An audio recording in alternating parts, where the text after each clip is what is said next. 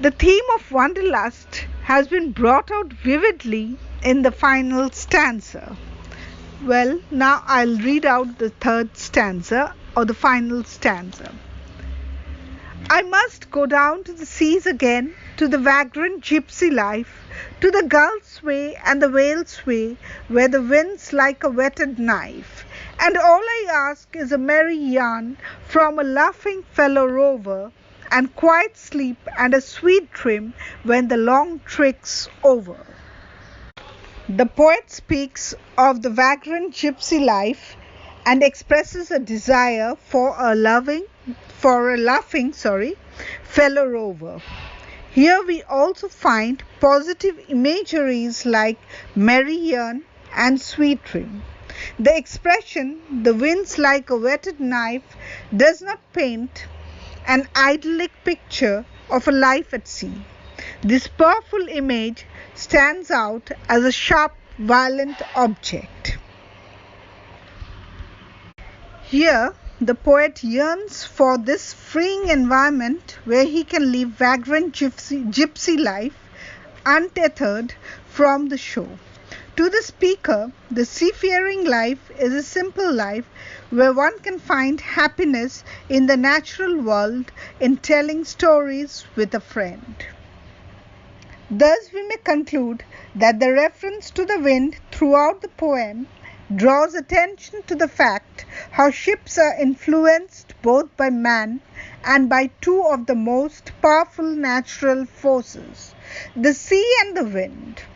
A life at sea is full of contrasts, cruel winds and wild waves, and they are in perfect harmony together with the sweet and endless freedom it allows.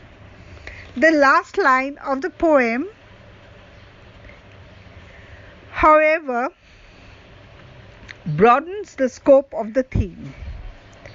If we step back and take into account the universal nature of the two principal themes, the draw of the sea and the desire to travel, we may see the long trick as a reference to life in general and quiet sleep as a peaceful death, allowing for a sweet dream, which is knowing we may rest in the afterlife in the knowledge that we worked well and lived truly. In that sense, the whole poem may be seen as a metaphor for life, with the sea representing a modest and humble way to live, more in touch with nature and therefore better equipped to deal with any storms that may come our way. However, the poem is undeniably a demonstration of the poet's love for the sea and the life of a sailor. It is the poem's modest simplicity and the relatable nature of these themes that allow us to draw certain conclusions from it with regards to our individual lives, a fact that makes the poem truly a work of art. Well, the other figurative language used in the poem is alliteration, and we find it in lines 3, 6, 7 or 10. It mimics the sound of waves slapping the side of the boat. And we find personification towards the wind and tide at sea, which creates a sense that the sea is alive. There is personification in the phrases like lonely sea, running tide, and we find Gulf's Way and I would like to conclude by saying that the last two lines go from excited to almost sad. The speaker suddenly stops talking of the intensity and freedom in sailing and starts talking about how he yearned for good company and calm sleep.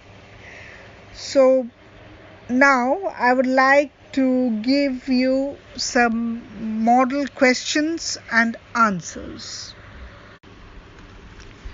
The first question is, what is meant by sea fever? The answer to this question is, sea fever expresses the deep desire of the poet to be at sea. He uses the word fever to express the urgency of this desire, which cannot be satisfied unless he experiences it. What is the mood? Next question. What is the mood of sea fever? The imagery in sea fever suggests an adventurous ocean that appeals to all five senses. Along with an adventurous ocean, sea fever also sets a mood of freedom through imagery of traveling gypsies. Perhaps the most complex part of this poem is the use of personification and metaphor. The next question is, what does the speaker ask for in sea fever? Literally speaking, the speaker asks for a number of things in this poem. He asks for a tall ship and a star to steer by. He asks for a merry yarn and a good sleep after his long trek. The question may be interpreted as such that what does the speaker need when he is at sea in sea fever? Now, Sea Fever is a poem by John Masefield. Throughout the poem, we find the speaker lists what he wants. He wishes to have a tall ship. The speaker simply wants to be on the sea for the sake of being there. He longs for the sea breezes, the grey mists, the wind, the white clouds, and the sound of the seagulls crying.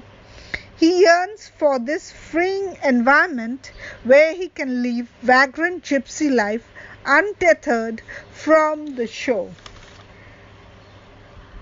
For the speaker, the seafaring life is a simple life where one can find happiness in the natural world, in telling stories with a friend, that is, a fellow rover, or in sleeping and dreaming sweetly. The next question is, what does the phrase wetted knife mean or imply? Wetted knife may mean the beach in the winter, or it may imply the movement, or we may say that it states the movement of air wetted like a sharpened knife. What do the phrases long trek, quiet sleep, and sweet dream mean? Long trek is a reference to life in general, or in sailing terms refers to a watch at sea, 4 hours watching and 8 hours resting. We may take it as face value and assume Masefield is again drawing attention to the simplicity of life at sea, emphasized by the wonderful balance between work and rest. Quiet sleep means a peaceful death. Sweet dream here means knowing we may rest in the afterlife in the knowledge that we worked well and lived truly. So that's all for today, and I'll upload the question answers as early as possible. Thank you.